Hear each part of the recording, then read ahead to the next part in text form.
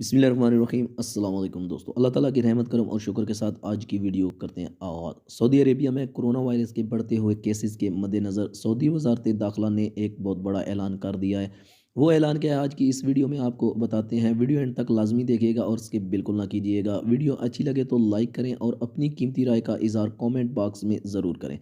वबाई अमराज की सूरत हाल और corona virus कोविड-19 के इन्फेक्शन में इजाफे और इससे तब्दील होने वाले तनाव के बारे में ममलकत में काबिल सेहत हुकाम की तरफ से जो पेश किया गया था, इसकी बुनियाद पर यह फैसला सुबह 7 बजे तक किया गया।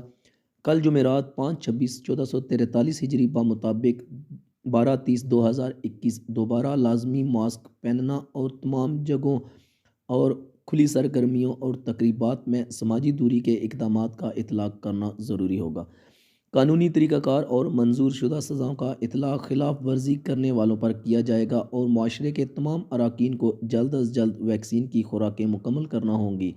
तो जो हमारे भाई सऊदी अरेबिया में रहते हैं वो बहुत अच्छी तरह जानते हैं कि इससे पहले मास्क ना पहनने पर 1000 रियाल जुर्माना किया जाता था। ये दोबारा सज़ा लागू कर दी गई है। उम्मीद करते हैं आज की इन्फॉर्मेटिव वीडियो आपको अच्छी लगी होगी। मज़ीद इस तरह की इन्फॉर्मेटिव वीडियो हासिल करने के लिए हमारे चैनल को सब्सक्राइब ज़रूर करें।